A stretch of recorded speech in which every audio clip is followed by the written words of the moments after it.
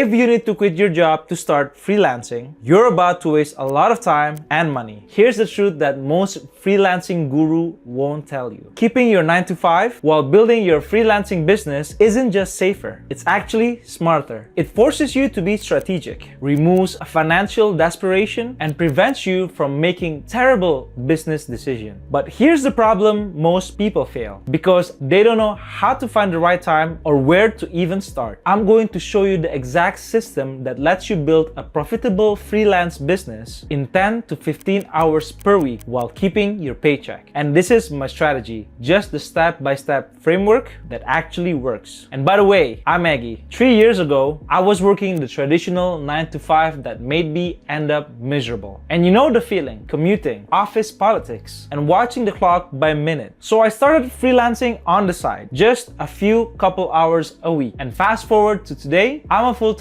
remote YouTube strategist, working from wherever I want, whenever I want. No boss, no commute, just me and my laptop. But here's what really matters to you. I've helped over 50 people escape their 9 to 5s using this same exact path. My own brother, Edric, is proof. He's still in college, running his own freelancing business that generates over $1,000 to even $2,000 in a month. If a college student can actually do this between classes, you can absolutely do it with your full-time job. In this video, you're going to learn how to find 10 to even 15 quality hours per week without sacrificing your sleep or even sanity, the 3-step method to actually build a profitable freelancing niche, and how to land your first client in 30 days, and why keeping your full-time job is actually your secret weapon. Without further ado, let's dive in.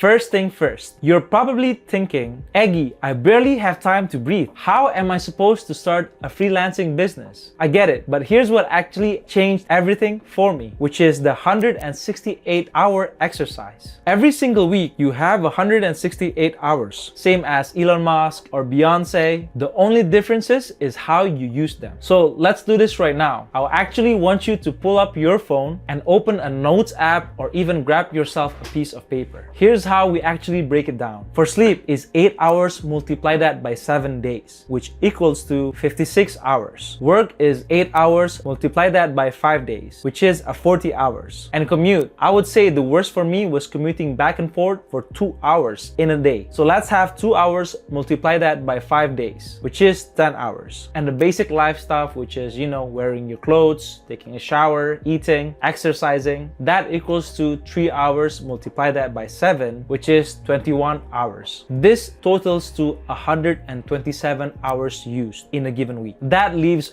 41 hours of flexible time every week. Now, I don't want you to directly conclude that you need to use 41 hours in a given week just for your business. That's actually insane, and you would probably call me crazy by now. But here's the key. You only need 10 to even 15 quality hours per week to build a real freelance business. It leads us to finding your real golden hours. Not all hours are created equal. Here's what I actually want you to do. I want you to take a look at your week and identify your golden hours. Times where you're actually energized and focused. If you're a night person, you would probably be working from 6 to even 9 p.m. If you're actually a morning person, maybe it's 4 to even 7 a.m. For me, it was 6 to 9 p.m. after work. I'd get home, I'd have dinner, and then knock out 3 focus hours of client work. That was a focused 15 hours per week right over there. And the best freelancers, they use the 3-2-2 schedule. 3 hours in the weeknight, you would probably pick 2 or 3 nights, 2 hours on Saturday morning, and another 2 hours on a Sunday morning. That's basically 10 to even 12 quality hours without sacrificing your life and your sanity. And here's the controversial part and where most people fail. You probably need to cut your entertainment time, because let's be straightforward, everybody is given 24 hours in a day. But how can one individual make it successful and the others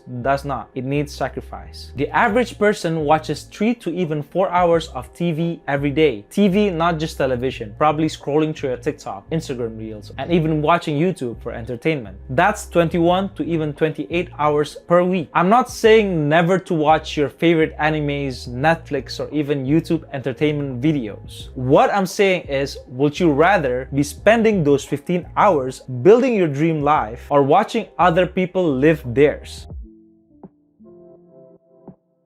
Alright, now that you've actually found the time, let's talk about what you're actually going to freelance in. And most people, they either completely get this wrong the first time or they actually wrecked it. They say, I'm a graphic designer, I do social media, I'm a copywriter. These are what I would say average, but I would probably ignore them and say they're wrong. Here's the formula that actually works. The problem first framework. I want you to grab the closest thing next to you, whether it's your note app or even a blank piece of paper, and answer these 3 questions. What skills do I have that helps someone make money, save time, or reduce risk? And those are the only 3 things that actually pays for. For example, if it's writing, it's email sequences that convert. If you're designing landing pages that actually increase sales. If you're freelancing is in video editing, it's editing content that keeps viewer watching. And if you're in a virtual assistant, you're actually giving value by giving those entrepreneurs their time back. And the second question is, where have I already solved problems like this? Even at your 9 to 5, did you create presentations that got buy-in, or manage projects that actually came on time? Or did you design something that people actually used? Or even better, write email that even got responses? I know some of the things that I'm saying are pretty basic, but those are freelance able experience which you can actually have confidence to actually start. And the third questions I actually want you to answer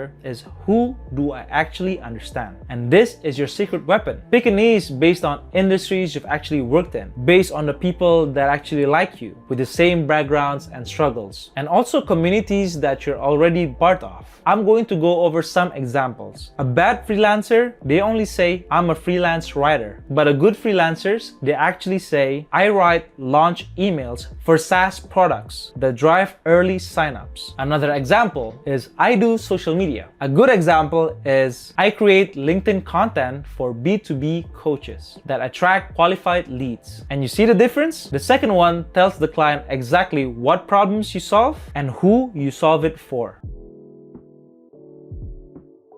Now let's package your skill into something people actually want to buy. And I actually want you to use the 3-part formula. I solve the problem for who so they can the result. Here are some examples. I build Notion dashboards for consultants so they can stop wasting time searching for files. Another one, I write product launch emails for tech startups so they can hit their day 1 revenue goals. Or another one, I edit short form videos for busy entrepreneurs so they can post daily without feeling burnt out. Those are some of the examples that can actually work. The next one is pricing your time. Here's how to think about pricing when you're actually starting out. Calculate what you need to earn, then work backwards. Let's say, for example, you actually want to make $2,000 in a month. If you're working 10 hours per week, that's 40 hours per month. So if we work it backwards, that's $2,000 divided by 40 hours equal to $50 per hour on a minimum. But don't just charge $50 per hour. Package your work into projects. For example, email sequence package, which costs around $500 to even $1,000 per package. And then there's also website design, which can cost around $2,000 to even $5,000. Or even monthly content engagement, where you could sell it for $1,500 per month retainer. Project-based pricing makes money while you sleep because you're not just counting hours, you're focusing on the results. All of this sounds great because what I've just told you is all about money. But then again, what is money if you've never gotten your first client? So moving on to the next step.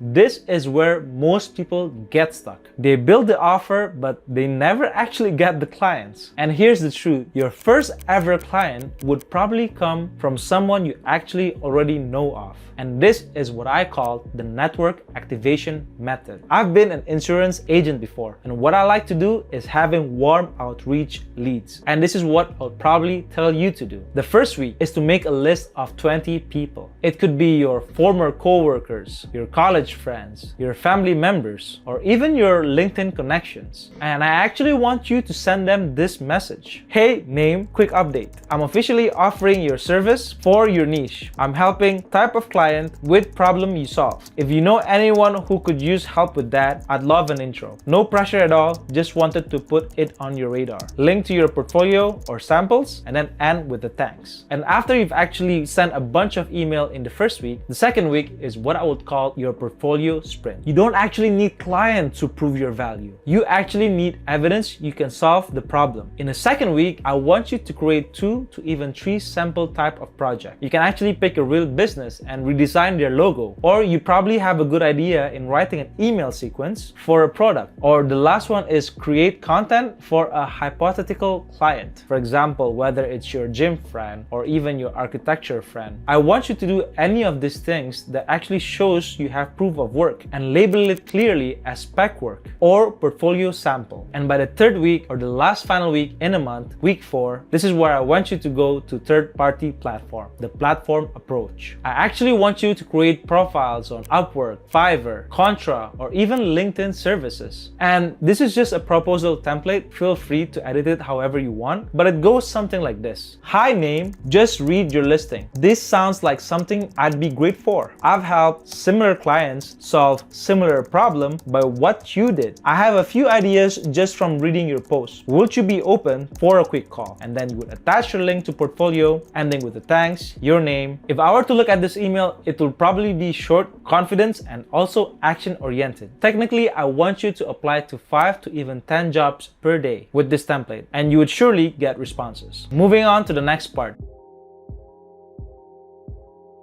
The sustainable system. Here's where most side hustlers fail. They eventually burn out. You cannot work 8 hours at your job, then 6 hours on your freelancing business and expect to survive. You're not a machine. But this is where the energy management system comes in handy. One golden hourly rule I always tell all my friends and even my brother up to this point, to only do high focus client work during your golden hours. And I've mentioned it time by time again. Your golden hour is where you're actually going to be doing things, not planning, not thinking, just doing it. Everything else can be done during commuting time. Where you're driving to work, you can also listen to industry podcasts, have a think, or even plan content at the back of your mind. In lunch breaks, you can actually eat while responding to emails, or even scheduling calls. And during your low energy time, you can do some of that boring work like admin tasks or even invoicing. And this is the 10 to even 15-hour breakdown. Your client work, which is 6 to 8 hours of work, which is focusing on the actual deliverables. For your client communication, I want you to be focusing on 2 to even 3 hours per week, doing emails and even scheduling calls. The third one is marketing or even outreach. These are 2 to even 3 hours finding new clients, having warm prospect leads, and landing them towards your finalized client. And then for admin, that's probably 1 or even 2 hours in a week, writing invoices and doing all that boring admin task. And here's the most important rule. 1 day off per week is actually non-negotiables. Have that 1 day fully to recharge and also recover yourself. You're not a machine, and all that hustle culture is misleading you. So stick by this.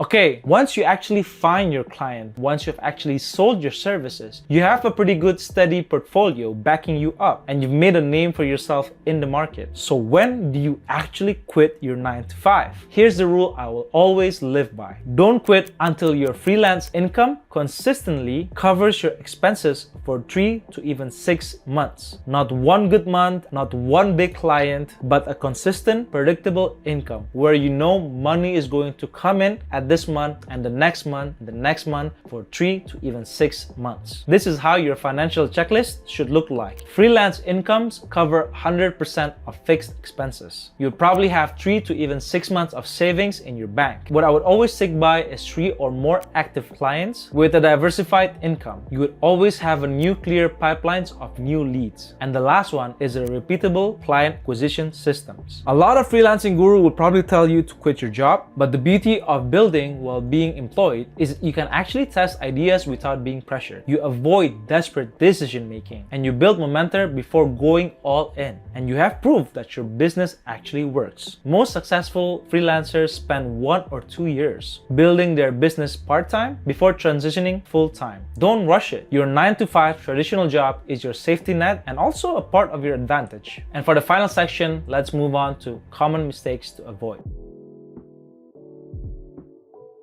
Let me save you months of pain down the line. Here are the top mistakes I still see up to this point. The first mistake is trying to serve everyone. I want you to actually pick one niche and focus on it for 6 months. You can expand later. Hold that wild thoughts and wild dreams of yours and keep it simple. And the second mistake is underpricing to get ahead of the competition to actually get clients. Pricing is for the value that you provide, not your experience level. A beginner solving a $10,000 problem can charge $2,000. And the third mistake is not having a system. All business needs to have a system, and I actually want you to create one for yourself. And it could probably be creating a simple template for client onboarding or project delivery or even communication, and finally the priority task for each of your clients. Simple tool like ClickUp, Asana, and even Trello could actually be useful and helpful. You can actually save 5 to 10 hours per month. And the fourth mistake is forgetting your taxes. I want you to set aside 25 to even 30% of your payment for taxes. The future you will always thank you for that. And the fifth mistake is always